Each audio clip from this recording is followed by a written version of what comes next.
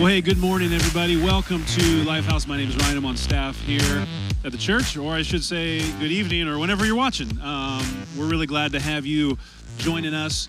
We're in mid-August, and so we're heading into school, and some changes of the weather, changes perhaps in a job or a family situation. This just seems like it's a transition period. So whatever you're going through in life, wherever you're at, we're just really glad that you are making this a part of your life. We feel like, man, this is a great investment of your time, of your life. There's really no better place you could be than right here, because we believe that following Jesus makes your life better, and it's going to make you better at life. And we have a great service in store for you today. We're really excited that you're here, especially if you're here streaming with us for the first time. We're glad you joined us. So we're going to start here in just about a minute. We'll see you in just a second.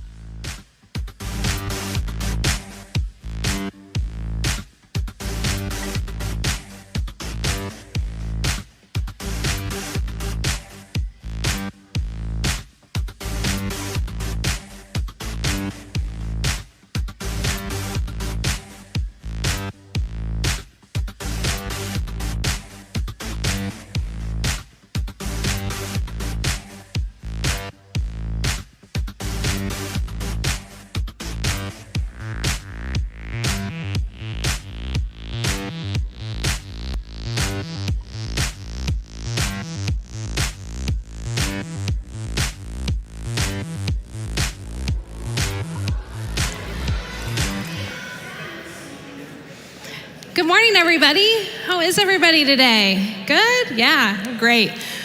My name's Megan, and I am the Life Kids Director here at Lifehouse, and we are so glad that you're here with us this morning. And I wanted to let you guys know, if you are new for the first time joining us today and you want to connect with us, we would love to see you connect by texting LHNEW to 21,000. And there's nothing we want from you in that. We just simply want to send you a gift and say, thanks for checking us out. And another reason we're going to talk a little bit about connecting today, I'm super excited about this. We are launching brand new 3-week groups starting this coming week. And today is the last day to register for these groups. Let me tell you a little bit about them. So we have 2 groups happening, one for just men, one for just women. And we feel really strongly around here that groups are a way to just connect and grow and be together. And they're just a first step to just connecting and growing in our faith. And we are super excited to launch these 3-week groups. And if you're kind of on the fence, you're like, I'm not sure if I want to do a group, or what is this group thing about? These are perfect for you because they're low commitment, low pressure. They're done in 3 weeks, and you can get a real taste of what a small group experience is like. And so you can do that by texting connect to 21,000, or you can stop out at the Next Steps desk and see someone there to get more information and learn how to sign up there too. And we are super excited because they're starting this week. So today is your last day to register. And like I said before, we have a great service planned this morning. Our incredible band is gonna bring a couple songs to us, and we're super excited about that.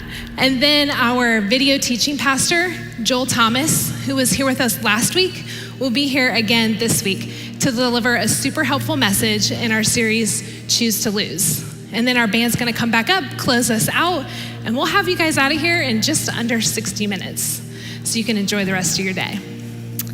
And around here, we kind of really do believe that God has created us, He loves us, He believes in us, and that He is chasing us in everything we do.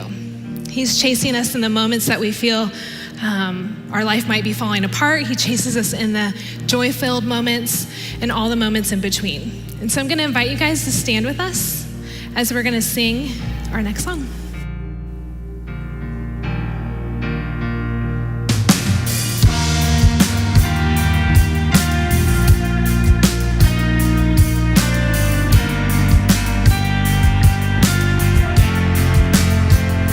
Before I call, before I ever cry,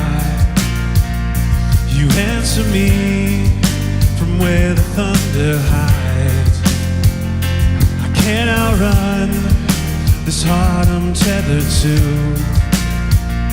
With every step, I collide with you. Like a tidal wave, crashing over me, rushing in to meet me here. Your love is fierce, like a hurricane that I can't escape, tearing through the atmosphere. Your love is fierce, you cannot fail. The only thing I found is through it all, you never let me down. You don't hold back, relentless in pursuit. At every turn, I come face to face with you. Like a tidal wave, crashing over me, rushing in to meet me here. Your love is fierce, like a hurricane that I can't escape, tearing through the atmosphere. Your love is fierce.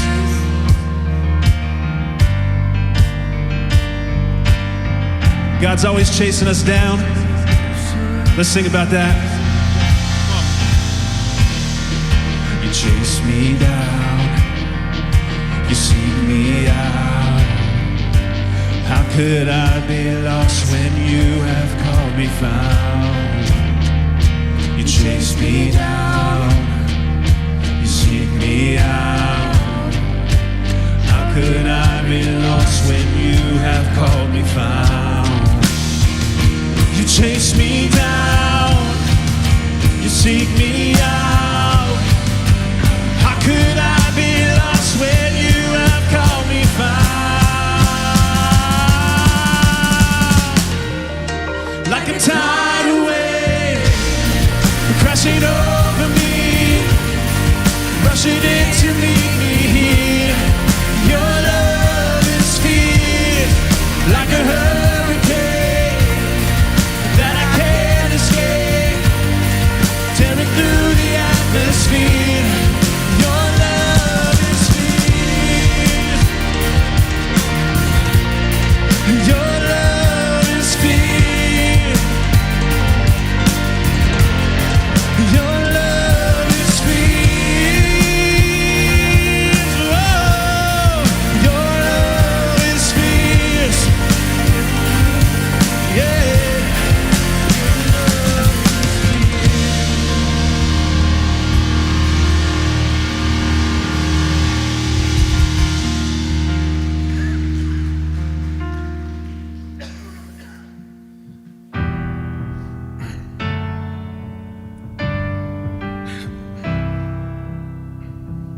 You unravel me with a melody. You surround me with a song of deliverance from my enemies, till all my fears are gone. And I'm no longer a slave to fear. I am a child of God. And I'm no longer a slave to fear. I am a child of God.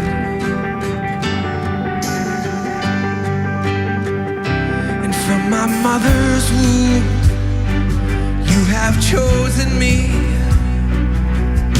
Love has called my name, and I've been born again into a family. Your blood flows through my veins. I'm no longer a slave to fear. I am a child of God. I'm no longer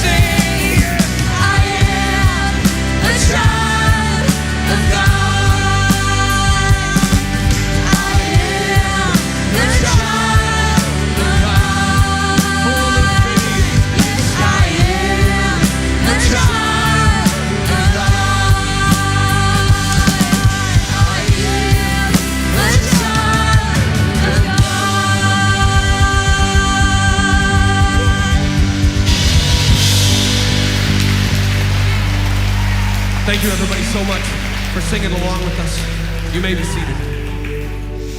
Wow, incredible. That song reminds me so much that we are all children of God. We are loved so deeply by Him. And it's amazing and wonderful and personal. And I just want to share just a quick story about an opportunity that I had on Friday. So we were able to take a ton of Wombaland and Upstreet volunteers down to Columbus for the day. And these volunteers were eager and ready and committed to go. And we spent an entire day sitting in a room learning about how to build just a resilient faith in our kids and our families. And we were able to just be encouraged, and we were able to be challenged with what that looks like to reach our families, reach our communities, and show them the love of Jesus. And I think about that opportunity, and I think about those volunteers, and I think we are so blessed. We are so blessed with amazing people that are so passionate about the next generation of kids and what that's going to mean for the church and for Jesus to love them. And I think about the opportunity that we were given to do that, and I think about how it wouldn't be possible. It wouldn't be possible without you guys supporting our mission and what we believe here at Lifehouse. And if you're here for the first time or watching online, please know you are sitting next to some of the most generous people in Northwest Ohio, and I would be certain of that when I say that. And we don't want you to give if it's your first time. We just want you to take it in, and thanks for joining us, and we hope to see you next week. But know that out of that generosity, we are able to do things like we did on Friday, where those volunteers were committed and they are passionate about what's happening in Wombaland and Upstreet and in our community with those kids. And that wouldn't be possible without your generosity. And so we thank you for that. And if you've been hanging out with us for a while and haven't taken that step to be generous, just consider it. Consider it today. You can give online, you can give in any of our giving boxes out in the lobby. And for those of you that have taken that step to be generous, thank you. Thank you for what you're doing and allowing us to do through giving. We appreciate you.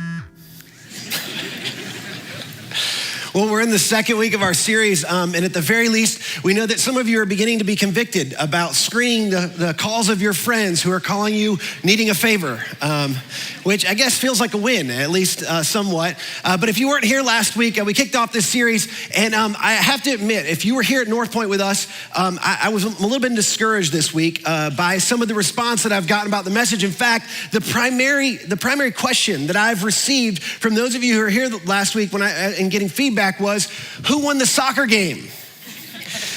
Most of you are wondering, who won the Battle of the Blues? Did Navy Blue win or did Light Blue win? And I'm really discouraged about this because the message was about losing, okay? People, it wasn't about winning, it was about losing. But since you asked, we won the game. So just wanted you to know that we won the soccer game. Navy Blue pulled it through. But if you weren't here with us last week, you have no idea what we were talking about. I'm gonna catch you up real quick. Last week we began with attention. And we said that nobody likes to lose. In fact, we all like to win. We love to win in our families. We love to win in business. We like our kids to win. We like to win in relationships. Nobody likes to lose. However, for those of us who are really trying to follow the teachings of Jesus and the teachings of the New Testament, we said this. We said that sometimes following Jesus feels like choosing to lose. That may be why some of you decided not to be a Christian. That's why some of you have resisted, maybe really being all in, is because sometimes in following Jesus, following what Jesus taught us, it really feels like, for us, it feels like choosing to lose. And choosing to lose is something that none of us really want to do. It's something that none of us really feel like we would ever choose to do. But here's the thing, this is what we said last week, is that Jesus was really upfront about this. He didn't try to hide it. With his earliest followers, Jesus was upfront about the fact that it would cost us something. And as a matter of fact, even though this is something we wish hadn't been preserved, hadn't been recorded, but of the people that recorded the life of Jesus, Matthew, Mark, Luke, and John, all four of them recorded this statement of Jesus. And here's how Mark quoted Jesus. And he said this was our verse we looked at last week. For whoever wants to save their life will lose it, but whoever loses their life for me and for the gospel will save it. One of the things we said last week, that oftentimes winning involves losing first. We said that the truth is that everybody loses. Everybody loses something. The question is, what will you choose to lose? See, winning anything significant in life, as many of us have learned, as our parents have taught us, involves losing something else. Some of you chose to lose in terms of hanging out with your friends and having fun when you were younger, but you won the scholarship. You won the opportunity. You won the job, and you won something later, even though you had to lose. For others of you, you lost the promotion. You lost the big promotion because it was gonna take too much travel. It's too much of your time away from your family, but you won something more significant. You won a relationship with your kids, and you're so glad as you look back. You're so glad you chose to lose out on that promotion for the sake of what you gained in following Jesus.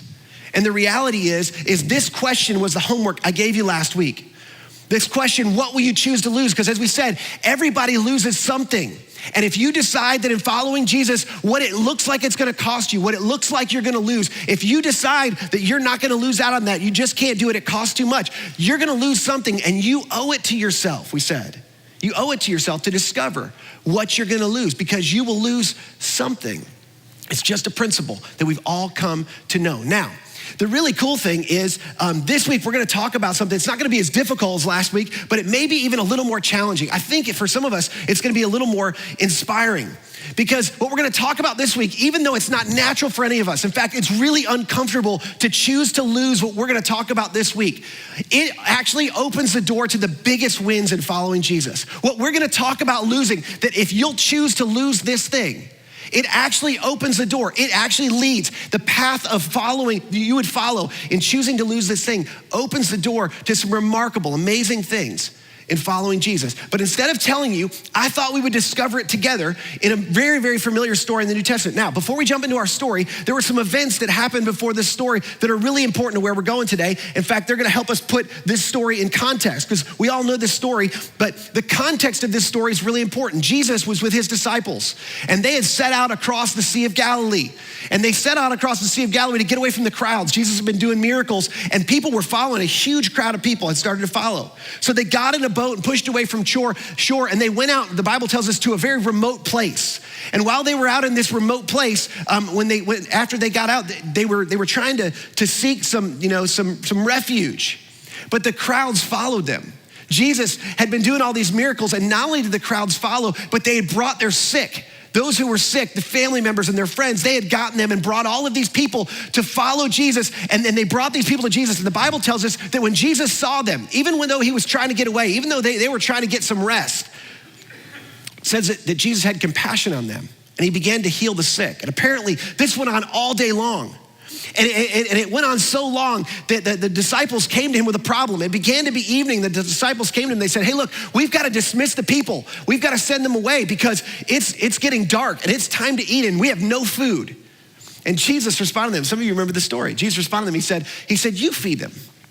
And John tells us that was a test.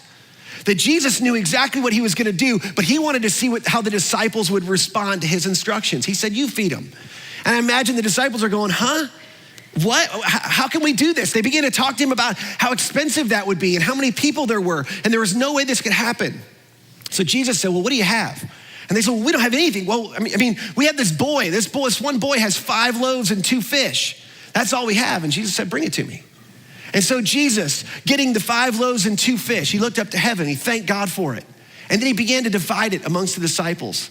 Some of you remember this story, and 5,000 men, in addition to all the women and children who were there, ate that day. They were all fully satisfied, and 12 baskets were left over. That's been their day so far. What an incredible day. All the miracles, all the people being healed. 5,000 people, the disciples getting to be a part of that. But it's what happened that night is what we're gonna focus on.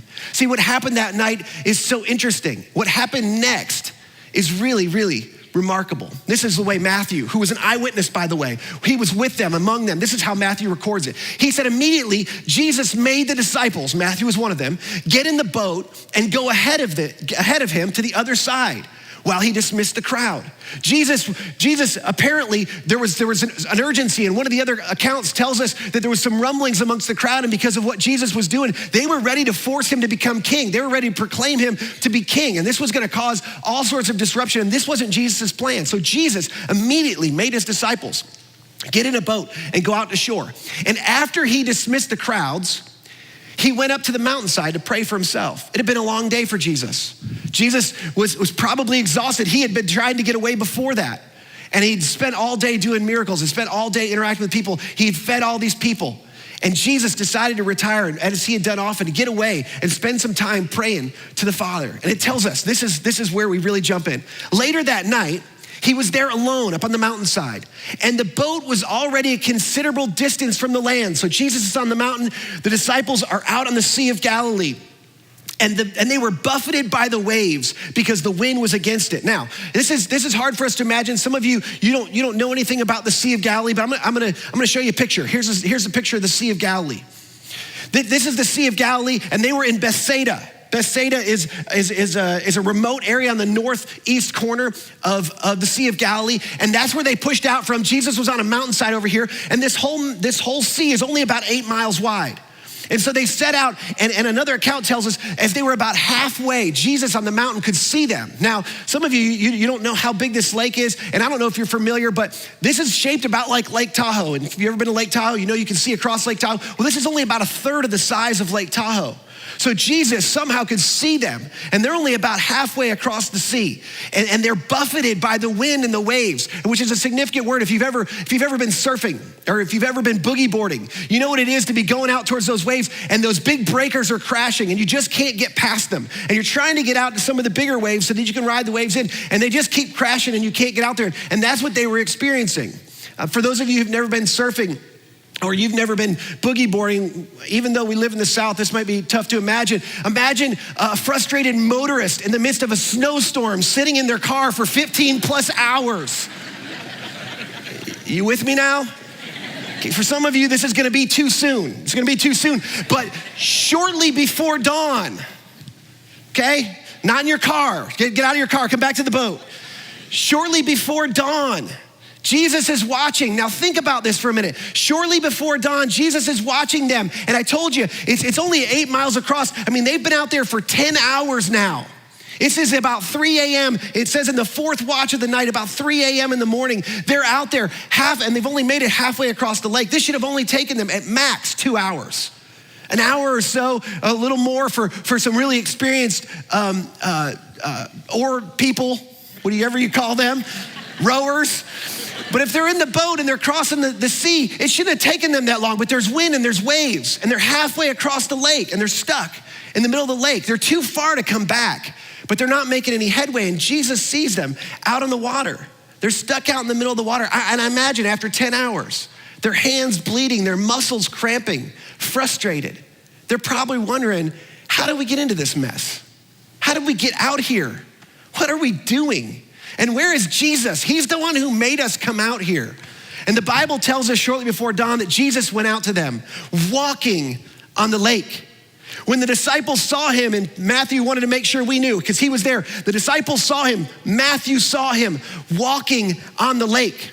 They were terrified, which I'll be honest with you, if it were me and I was in a boat in the middle of a storm and somebody came walking toward our boat on the water, I'd be terrified too. The Bible tells us they thought it was a ghost. It was a ghost, they said, and cried out in fear. They didn't know what this was. They didn't recognize Jesus. And they were already scared. They were already frustrated. They were probably delusional after being out there all night working, rowing in the wind and the waves for 10 hours plus. And it tells us that they were terrified. And then, this is so important. This is probably the most important thing we're gonna look at today. Look at Jesus' response. But Jesus immediately said to them, "Take courage. It is I. Don't be afraid. Take courage. It is I. Don't be afraid." This phrase was a phrase that was very common to Jesus.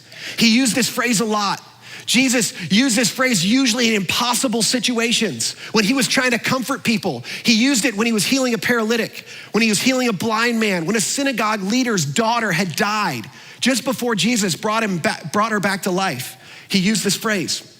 Jesus used this phrase with his disciples when they were facing persecution. Jesus used this phrase, he spoke this phrase to Paul when he was facing the religious leaders. And when he went to face Rome, he said, "Take courage." And it's translated a lot of different ways in the New Testament. In fact, in different accounts, it's translated, "Take heart, take comfort, be of good cheer" is another way it's translated. And Jesus used this phrase often in an effort to comfort people, in an effort to say, hey, be comforted, take comfort, take courage, be confident. It's okay. I'm here. You don't have to be afraid. I'm with you. And then Mark includes a detail I think is so important to us. See, they were terrified, but Mark says that they were, after seeing Jesus walk on the water, they were completely amazed, for they had not understood about the loaves. Their hearts were hardened, which is a curious thing to say. I wonder if this is why Jesus immediately made them get into the boat. I don't have any evidence of this, but I wonder if a part of why Jesus sent them off is because he knew they didn't get it yet. They weren't ready. They weren't ready for what was about to come. And Jesus sent them out on the boat. I wonder if Jesus himself was amazed. Think about the day they had. I mean, they had just witnessed tons of miracles. They had just fed 5,000 people from a boy's lunch. And they were amazed that Jesus was walking on the water? I mean, that's crazy. But Mark tells us it's because they didn't understand about the loaves. Now, this is a really unique word. This is a Greek word that actually, it's this Greek word right here, suniemi. Suniemi. Will you say that with me? Say that, suniemi. All right, one more time, suniemi. Yeah, so now you all speak Greek. This word right here, suniemi, it means, we don't really have a great English translation for this. It doesn't actually just simply mean understand. It means to bring together or set together or join together in your mind. You see, what Mark was trying to tell us, what Mark wanted us to know was they hadn't made a connection. They hadn't joined together in their minds about the loaves, about the feeding of the 5,000. They hadn't connected the dots between the event that they had just witnessed, the event they were just a part of, that miracle, and what Jesus was doing walking on the water. You see, they hadn't made the connection between what Jesus had already done and what Jesus is capable of doing. They hadn't connected those dots yet. And isn't it true for you and for me, it's like that sometimes? That sometimes, for some of us, we have a hard time making the connection to what Jesus has done in the past and what we hope or think or want him for him to do for us in the future or even in the present. We have a hard time connecting the dots. Some of us believe some amazing things about Jesus. You see, some of you believe that Jesus actually died on a cross. And not only did he die on a cross, but that the Father tells us that actually accomplished something for us. That it paid the penalty. He was the sacrificial lamb, and it paid the penalty for our sins once and for all. Our sins past and present and future. And that he was raised from the dead. And some of the reason we believe that is because there was eyewitnesses that documented it. And it's in history. And the reality is those are some amazing things that we believe, but when we try to connect those things to the steps of obedience that Jesus is asking us to take, sometimes we have a difficult time connecting the dots. We have all the reasons in the world why this isn't gonna work out for us, why this is difficult, why we're not sure whether we should follow Jesus or not. How will it work out?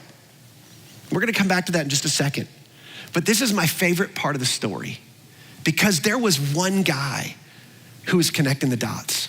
Some of you know what's coming, and the story is almost too familiar, but there's one guy who was making the connection. He was connecting the dots in his mind. And Peter said, "Lord, if it's you," Peter replied, "tell me to come to you on the water."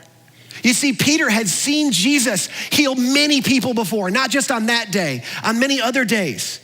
Peter had seen Jesus raise people from the dead. He had seen him cast out demons. He had seen him turn water into wine. Peter had seen all sorts of things. He saw Jesus feed thousands of people. He saw Jesus appear out of nowhere when he didn't think Jesus was around. He saw and listened to Jesus read people's minds. And Peter started to make the connection. He started to connect the dots with the loaves and all the other things that happened.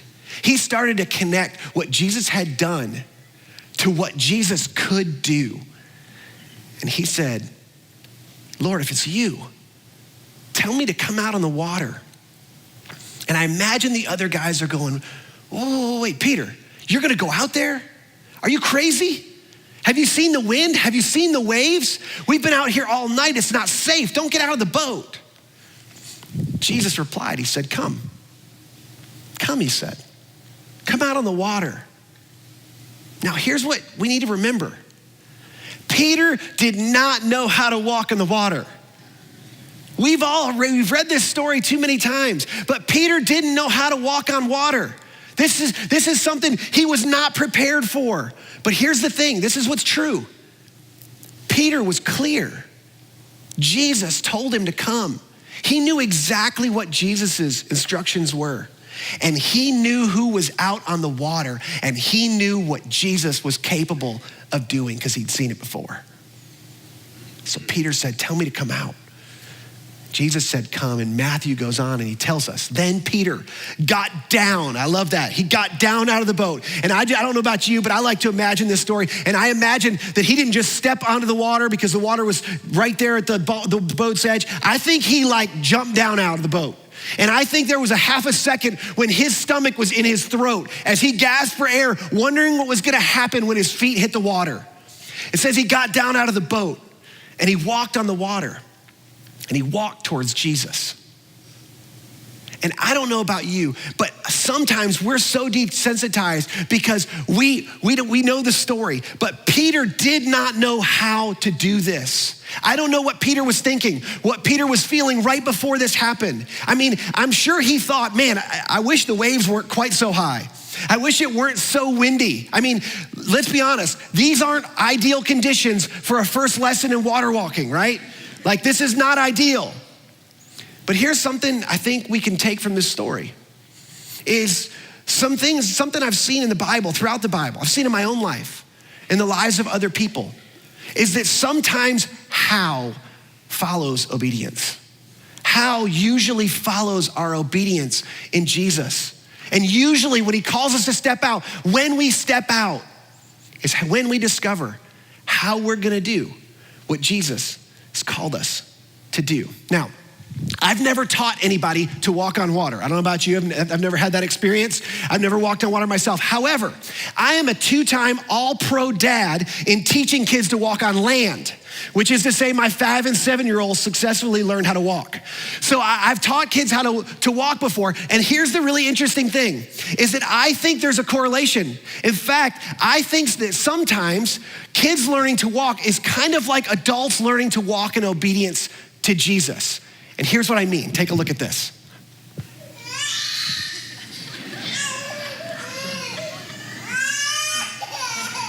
Come on, you can do it. You can do it. Okay, now that's my daughter, Gentry, who we had a little bit of trouble with. I'm gonna show you that again in just a second because it's important. Not just because I love showing off my kids, which all preachers do, that's true. But here's why I show you the video. Is Gentry, we were in this stage with Gentry where she hated this. She did not wanna learn how to walk. We were in this stage, some of you were in this stage with your kids where she'd take a step and fall and quit. She's not gonna try. She'd just throw a tantrum on the floor. And she would not try. So we got in the habit every day. We decided in our front room, which was the only room downstairs we had that had carpet, we were gonna try in the front room to teach her to walk every day. We're just gonna keep doing it until she got it. And this was one of those days. And she's throwing a full-on tantrum. And multiple times I was trying to get her to go. My wife's videoing over and over and over. We finally got this one. But here's what I want you to pay attention to. What we discovered was that if we could just get her to focus on Jen, on the person calling her to come towards them, that it completely changed the way she felt about what she was doing. It completely changed the scenario. So I'm gonna show you this one more time, and I want you to watch the end. Notice what happens at the end of this video. Take a look again.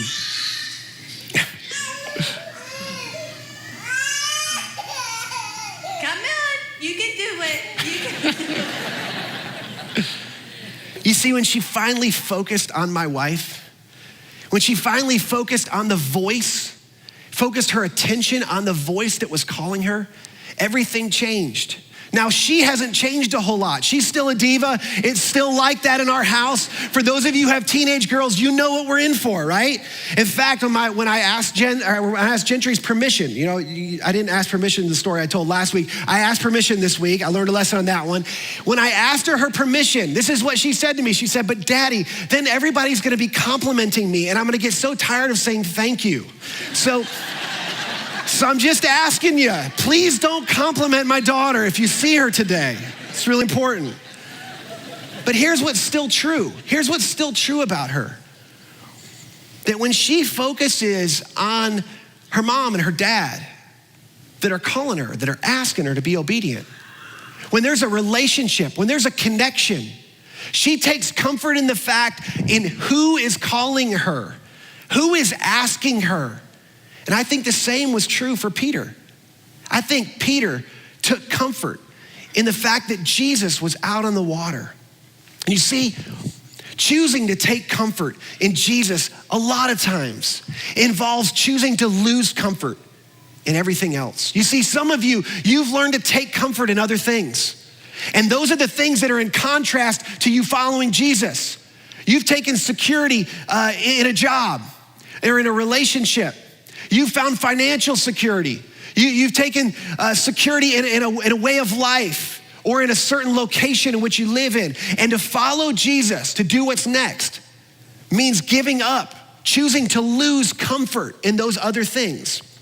And sometimes choosing to take comfort in Jesus, choosing to follow Jesus and obedience to Jesus involves choosing to lose comfort in a lot of other things. So let me ask you this question. What do you fear losing most? What do you fear losing? What is it that when you think about it, when you think about holding on to this thing, that if you were to lose it, scares you to death? What is that thing? Because that thing, that's your boat. That's your boat. The reality is that's the thing that that Jesus is calling you to step out of. And Peter, it would have been so much easier for Peter to stay in the comfort of the boat. But Jesus was calling Peter to take a step, to step out on the water, to trust him. And here's what Peter knew. He knew that Jesus was out on the water and he had to decide, am I gonna take comfort in Jesus and take a step of obedience towards what he's called me to do? Or am I gonna take comfort in the boat? Sitting in what I know, sitting in what I've taken security in, because they were mutually exclusive. He couldn't take comfort in both. And taking comfort in Jesus sometimes involves choosing to lose comfort in some other area of our lives, but it's impossible not to give that up if you're gonna really be obedient and to follow Jesus. Now, some of you right now are really upset with me because you think I'm about to skip the part of the story, the way the story ends, because you know how the story ends. And I'm just gonna say, I'm gonna show it to you. I'm gonna put it up on the screen, but I'm gonna promise you, you're not gonna like it. And here's why. Because you think it justifies you being able to stay in your boat. But I don't think it does. You see, Peter took his eyes off Jesus. And the Bible tells us that when Peter saw the wind, he was afraid. And he began to sink. And he cried out, Lord, save me. Peter took his attention off of Jesus. He stopped focusing on the one who called him. And he started focusing on the circumstance around him. He started focusing on the how. Even though he's walking on the water, he was focusing on the how. And the Bible tells us that Jesus said, you have little faith. Why did you doubt? That's actually true. Jesus said that. But something else happened before that.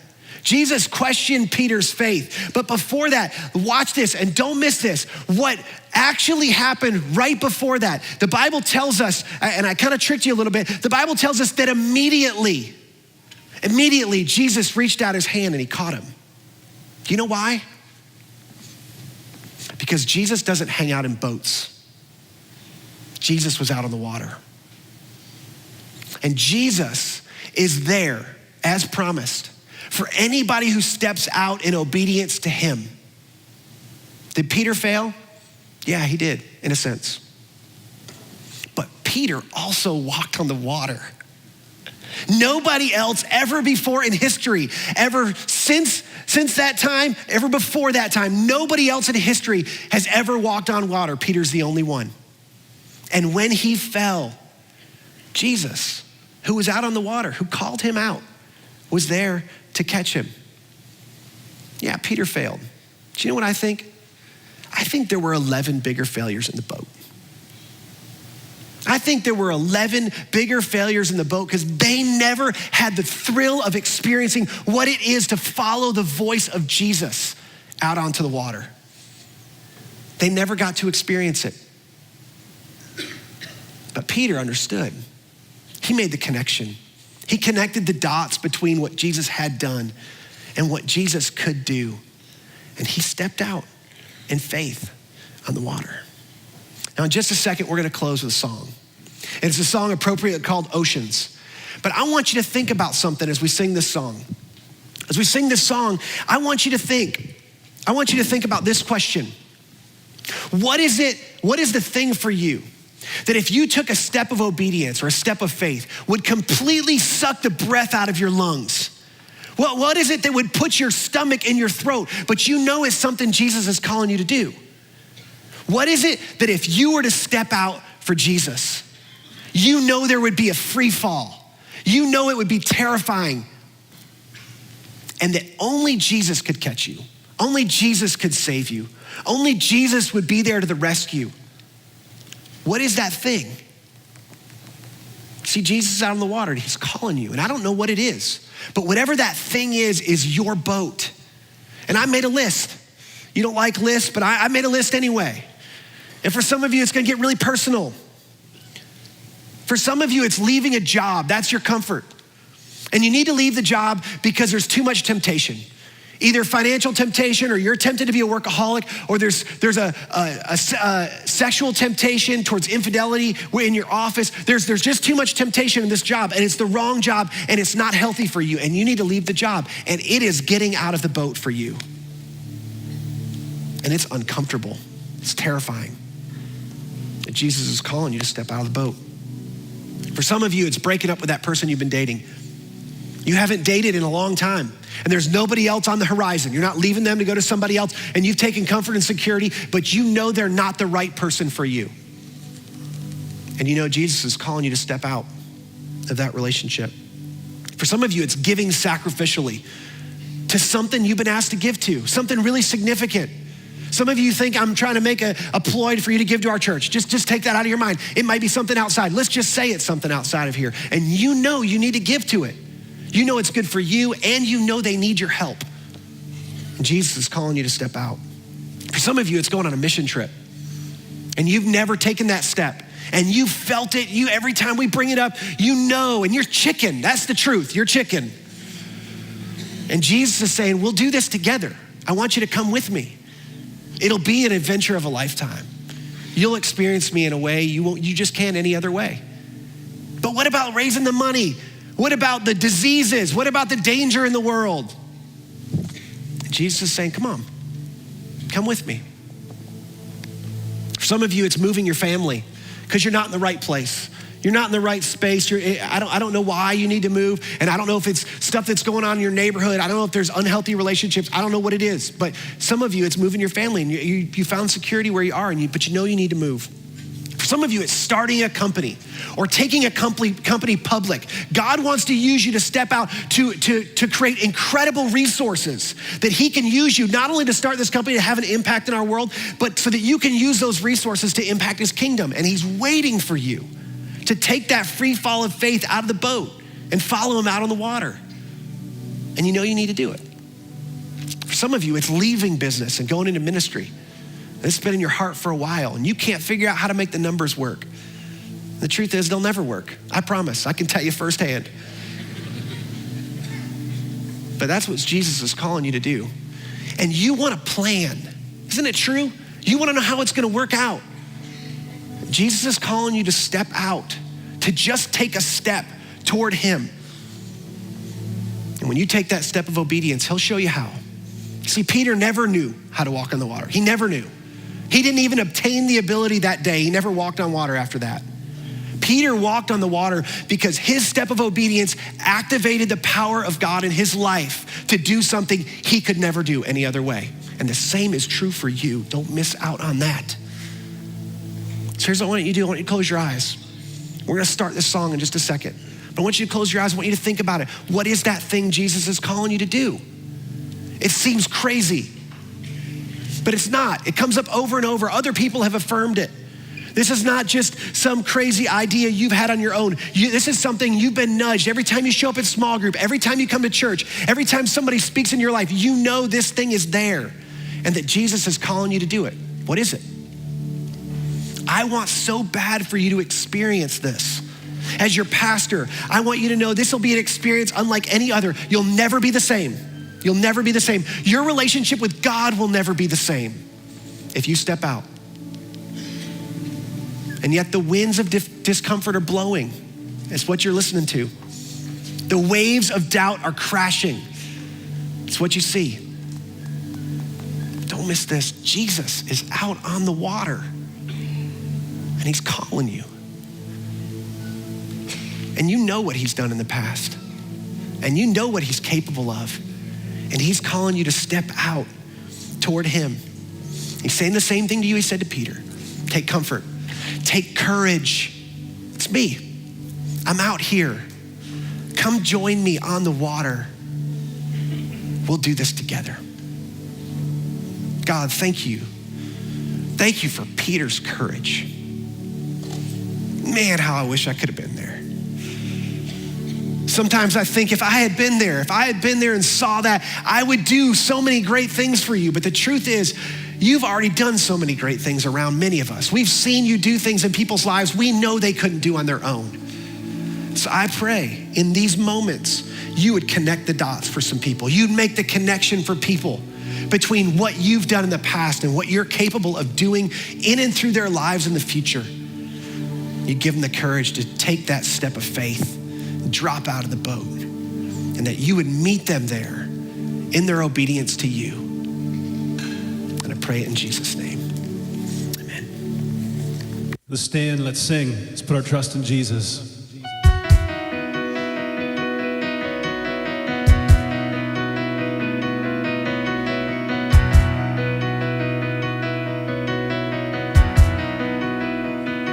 With every breath, with every word I speak, with every step, with every heartbeat,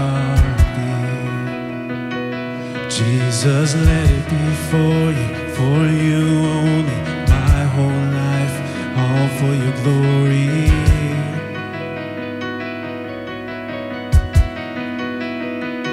With every breath, with every word I speak, with every step, with every heartbeat, Jesus, let it be for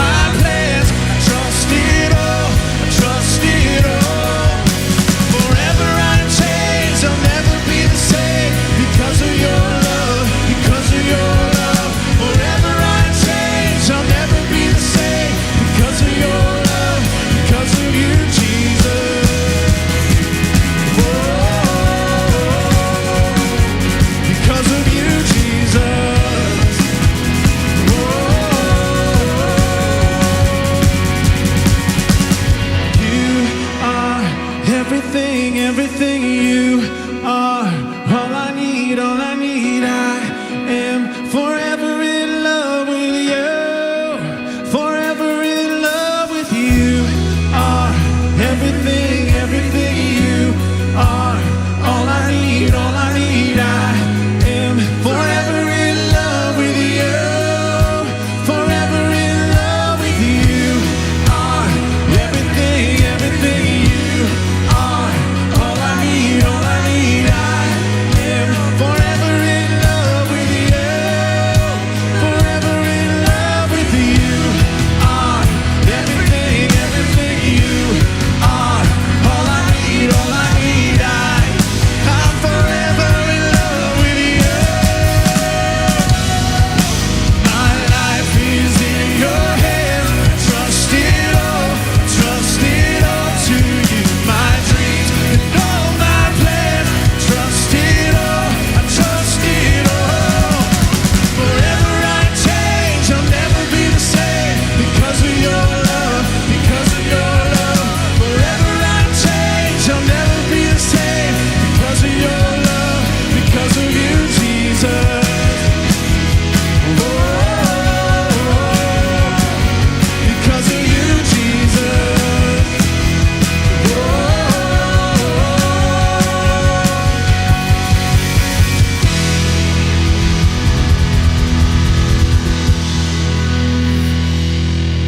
Thank you guys so much for being here with us. We love you. We'll see you guys next week.